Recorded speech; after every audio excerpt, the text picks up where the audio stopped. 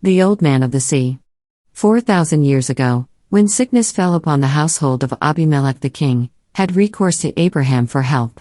So Abraham prayed to God, and God healed Abimelech and his wife and his maidservants. Throughout the Old Testament and the New, you will find only one remedy for sickness: understanding. Prayer. Is any among you afflicted? Asked the Apostle James. Let him pray. Is any sick among you?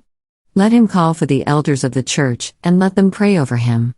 And the prayer of faith shall save the sick, and the Lord shall raise him up. Pray for one another, that ye may be healed. The effectual prayer of a righteous man availeth much. Conversely, the fate of those who put their trust in nostrums is given neatly and graphically in the story of Asa, king of Israel. And Asa was diseased in his feet until his disease was exceeding great, yet in his disease, he sought not to the Lord, but to the physicians. And Asa slept with his fathers. Humanity can be divided into three groups. 1. Those who, through ignorance or folly, work against the creative law of the universe, and suffer misery and sickness in consequence. 2. Those who know something of the law, but are too mentally lazy to cooperate with it, and are therefore frequently among the sufferers. 3. Those who understand the law, work with it, and live a life of contentment and health. Ignorance of the law does not save you from its effects in either the law courts or in life. So if you are suffering from weakness or disease, it behooves you to acquaint yourself with the law as speedily as may be. What is this law? It is the law that power must always pass from a higher to a lower potential. Try to reverse this law in electricity, and your machine will go dead. Try to reverse it in your body, and like Asa the king, you will sleep with your fathers. Scientists have discovered hundreds of ways of destroying life. They know 1,000 methods of killing us. But though they have sought it since time began, they know no way to create life. Life comes only from God.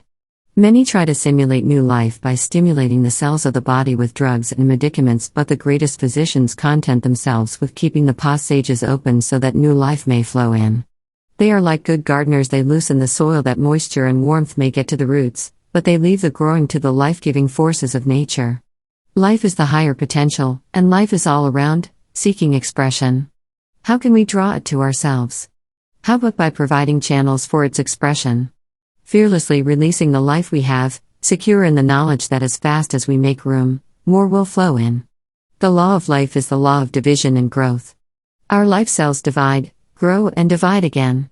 Use them, break them up, and the more you release, the more the life in you will expand and draw new life to you.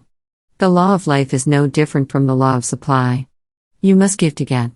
All of life is around you, but it is unappropriated life, life uncondensed. It is the sunlight, the air, the water. But you can make it a part of you only as you make yourself like to it. Ice does not mix with water. It floats in water, but it mixes only to the extent that it liquefies and loses its substance as ice, and becomes water. Water does not mix with steam until it gives up its properties as water and becomes steam. You do not become one with the unappropriated life around you until you mentally release the energy condensed into your body as flesh and blood and bone, and let it work as pure life in its highest potential, mixing with the pure God life all about you. A man who tinkers with stoves might repair a broken one by riveting two broken parts together. But if you took that stove back to its maker, he would put it into his cupola and melt it down until it mixed perfectly with the rest of the molten metal in his heat, so that no one could tell which was old metal and which new. Then he would pour that metal into the perfect mold and bring forth a new stove. A doctor can tinker with an imperfect organ, and perhaps put a patch upon it that will enable it to function.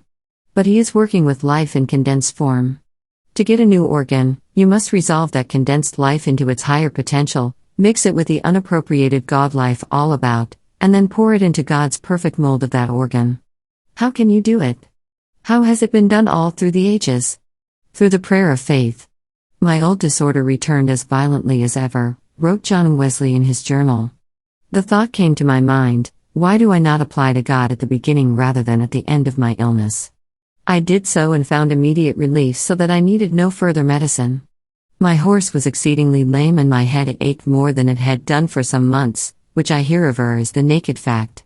Let every man account for it as he sees good, I then thought, cannot God heal either man or beast, by any means or without any? Immediately my headache and weariness ceased, and my horse's lameness in the same instant, nor did he halt any more either that day or the next. There is a story by Stuart Edward White called Free, Wide, and Handsome.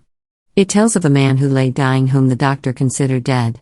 And the thought that came to him as he lay thus was this: you know these pictures sent by radio? They are all made up of a lot of separate dots, you know. If you enlarge the thing enough, you'd almost lose the picture, wouldn't you? And you'd have a collection of dots with a lot of space between them. Well, that's how I seemed to myself. I could contract myself, bring all the dots close together, and there I'd be, solid as a brick church, lying in bed, and I could expand myself until the dots got separated so far that there were mostly spaces between them.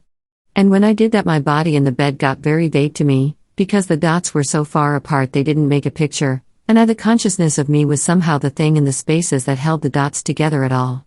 I found it quite amusing contracting and expanding like that. Then I began to think about it. I began to wonder whether I held the dots together, or whether the dots held me together, and I got so interested that I thought I'd try to find out. You see, I wasn't the dots, the essence of me, the consciousness of me was the spaces between the dots, holding them together. I thought to myself, I wonder if I can get away from these dots? So I tried it, and I could. I must say I was a little scared. That body made of dots was a good, solid container. When I left its shelter, it occurred to me that I might evaporate into a universal substance, like letting gas out of a bottle. I didn't, but I certainly was worried for fear I'd burst out somewhere. I felt awfully thin-skinned. That man was in a mental state of flux. And it is for a degree of that mental state you must try when you are in the grip of disease or accident, when pain assails you or some organ seems incapable of performing its functions. Instead of patching an injured or diseased part, throw it into the melt and recast it anew from the original, perfect pattern. Instead of trying to change the condensed energy after it is frozen into its solid form, liquefy it and release it into what mold you like. How can you liquefy a rheumatic joint or aching tooth? The thing that hath been, says the Bible, it is that which shall be, and that which is done is that which shall be done, and there is no new thing under the sun. So let us see how it was done aforetime. I called upon Mr. Kingsford, reads John Wesley's journal, a man of substance as well as of piety. He informed me, 7 years ago I so entirely lost the use of my ankles and knees that I could no more stand than a newborn child. Indeed, I could not be in bed without a pillow laid between my legs, one of them being unable to bear the weight of the other. I could not move from place to place but on crutches. In this state, I continued for about 6 years. At Bath, I sent for a physician, but before he came, as I sat reading the Bible, I thought, Asa sought to the physicians and not to God, but God can do more for me than any physician. Soon after I heard a noise in the street, and rising up, found I could stand. Being much surprised, I walked several times around the room. Then I walked into the square and afterward on the Bristol Road, and from that time on I have been perfectly well. In recent years, such cases have become so common that the Episcopal Church, some years ago, appointed a joint commission of leading medical men and clergymen to investigate and report upon the practicability of healing through prayer. Their report, signed among others by the famous surgeon, Dr. Charles H. Mayo, says that Christian healing has passed beyond the stage of experiment, and its value cannot be questioned. Spiritual healing is no longer the hope of a few, but the belief and the practice of a large and rapidly increasing number of persons. As the New York American put it in summing up their report, it was the essence of the early Christian religion to save from sickness as well as sin. Christ's life is a long record of healing disease and raising from death. We have been calling his acts miracles. Now modern science and religion begin to suspect that he was demonstrating the operation of a principle that is eternal. Indeed, Christ told his disciples to go forth into the world and demonstrate this principle. He said, Verily, verily, I say unto you, he that believeth in me, the works that I do, shall he do also, and greater works than these shall he do, because I go unto my Father. What was it healed the sick, the halt, and the blind in Jesus' day? Their faith, coupled with his understanding of the God life in them. Their perfect faith in him released the energy which had condensed into images of sickness and helplessness, and his understanding then guided that energy into God's perfect images of them. As the Bible puts it, he unstopped their ears, removed the scales from the eyes of the blind, cleansed the leper, released the woman who was bound by disease, and awaked the dead. And he told us repeatedly that we could do the same.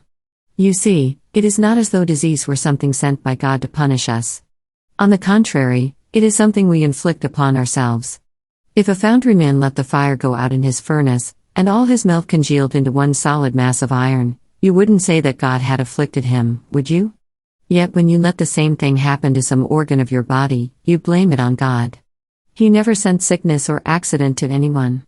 Sickness is the lack of life. Sickness means that you have allowed the life energy in you to congeal. New life can't come in because the old life won't make way for it. It is like a freezing river. The current becomes sluggish, slows up, stops. Doctors will tell you that the reason most people die is because their arteries become clogged, their eliminatory organs sluggish. They can't take hold of new life because they don't release the old. God put infinite life here upon earth. He made it equally available to all. But He gave us free will freedom to avail ourselves of His generous gifts or to ignore them, as we like. He doesn't punish us for failing to draw upon His fountain of life, any more than the sun punishes us if we choose to live in a dark cellar. We may suffer for lack of the sun, but we need only to come up out of our cellar to enjoy again its beneficent rays. It does not withhold a single ray from us because we slighted it. It radiates just as much warmth and light over us as over the most faithful of its devotees. Just so it is with God. He doesn't punish us with disease when we neglect Him. We punish ourselves. And the quickest and surest way to relieve ourselves of our troubles is to go back to Him, and let His ever-present life revitalize our failing sinews. Don't bother about what you have had. Don't worry about the diseases that seem to trouble you now. Let go of them. Release them. Raise that condensed energy to a higher potential. Throw it into flux. Then turn to God for His perfect image in which to recast your life energy. That means mental work. It means burning all your old molds of ill health and deformity, and using only God's perfect patterns. And so few will take the trouble to do this. As one great writer expressed it, people will adopt any expedient to avoid the work of using their minds. It is so much easier to tinker with the casting than to recast it. It is so much easier to pay a doctor $5 or $10 than to make the mental effort ourselves. Yet if we put the same faith in prayer that we put in doctors and their drugs, we would be not repaired but made whole. When you want to become rich, what is the first thing you must do? Be rich in your thoughts, in your actions, even though you must start it on the most modest of scales. Take your life out of all images of limitation and lack, and put it into the pattern of opulence and plenty. Act the part. When you want to become well and strong, what is the first thing you must do? Be well and strong, even though you must start that being with only one finger. Be the man or woman you want to be. Be it in your own mind first. Get your pattern right. Then start breaking down the condensed life in the diseased images, until your body and your new mental image are one. Your body is the sum total of your beliefs subjectified. It is God's life, condensed into your patterns. As I see it, God has a perfect pattern for your body. Every night, you are supposed to go to Him, compare your body with that perfect pattern, throw into the furnace all worn and diseased parts, and remake your body for the new day. But that is too much mental effort for most of us. We'd rather leave well enough alone, patch the worn parts and be on our way. We forget all about the original pattern and work only on the casting we have. Is it any wonder that after a while parts wear out, the machine goes to pieces? I will praise Thee, sang the psalmist, for I am fearfully and wonderfully made. Marvelous are Thy works, and that my soul knoweth right well. My substance was not hidden from Thee when I was made in secret and curiously wrought in the lowest parts of the earth. Thine eyes did see my substance, yet being unperfect, and in Thy book all my members were written, which in continuance were fashioned, when as yet there was none of them. Have you ever known a master sculptor to turn out an imperfect statue? Have you ever known a great artist to paint a distorted picture? God is the greatest sculptor, the finest artist conceivable. Is it likely He failed in His conception of your body? His record in the book where all your members are written is perfect. His pattern for them, when as yet there was none of them, was flawless. His work is forever. The image He formed of you before you were fashioned, the pattern He held of you when you were being made, was the same perfect picture He sees in you now. When you fail to manifest that perfect image, when sickness or accident mirrors a different picture to your eyes, get rid of it. Throw it back into the melt and release the life in it. If a photographer took a picture of you that made you look like a gargoyle, and it can be done, you would refuse it, of course. You would tell him to throw it away and take another and keep on taking others until he had one that imaged the perfect contours of your face. That is what you must do with the life in you. Refuse to accept any image it may show you that is unlike the perfect image of you that is in divine mind.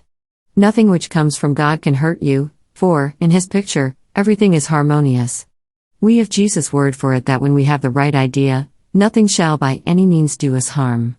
Therefore, when anything seems to harm you, know that it is not from God and refuse to accept it. Don't keep it as part of your picture. Don't claim it as yours. Don't tell others you have it.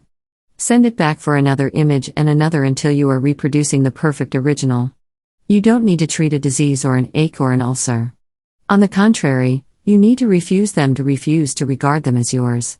To take your life out of them, and use it to make manifest God's perfect image of you. Jesus, of all who ever appeared upon this earth, never failed to heal any who came to Him in faith.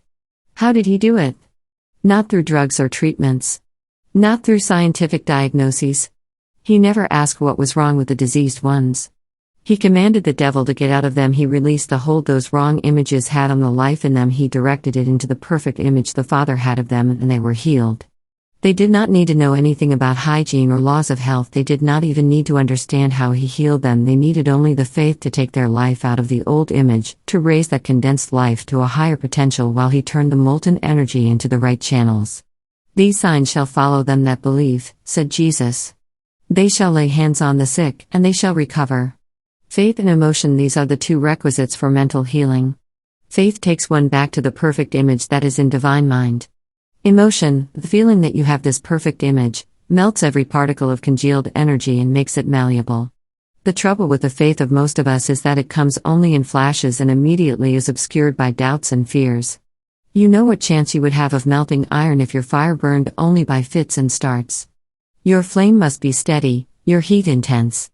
Jesus had the perfect image always in mind, but you know how often He told those whom He healed, thy faith hath made thee whole. A mere momentary belief is not enough. You must hold to that belief like the blind man who kept calling until Jesus hearkened to him, or the woman who persisted until she touched the hem of His garment. First, reject the imperfect image, break it up and release your life energy from it by disowning it. Next, go back to the Father for His perfect picture of you. Third, know that you have that perfect mold and hold to that knowledge until your life energy has condensed in it. The only essential difference between those who believe in drugs and treatments, and those who put their faith in the power of the mind, lies in the fact that the former look upon their present bodies as the only ones they will ever have in this world, whereas the latter know they can get new ones each day if they need them. The followers of the old school are like a Robinson Crusoe with only one stove to his name, and no means of getting spare parts, therefore he spends much time and care patching damaged parts and repairing breaks. The followers of the new school, on the other hand, are like people living next door to a stove foundry, knowing they can get spare parts or a new stove any time, therefore wasting no time or worry over wear and tear. To these followers of the new idea, as to their master, whose precepts they follow, the crippled body, the defective organ, the fevered touch, are no more permanent, no more cause for worry, than is a broken or imperfect casting to a founder. Remelt it, that's all he would say. And remelt it is all you need to do. The life in it is perfect, it is only that your molding of that life was wrong.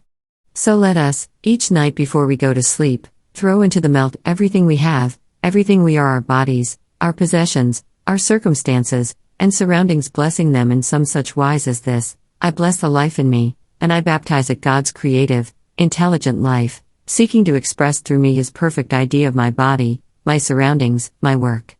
And I freely release it from all its present confines in my body and my possessions. I release it to expand and mix with the infinite, unappropriated God life all about, and I pray the Creator then to pour it into His perfect images of my body, my surroundings, and my work. I cast that burden upon Him, and I go free.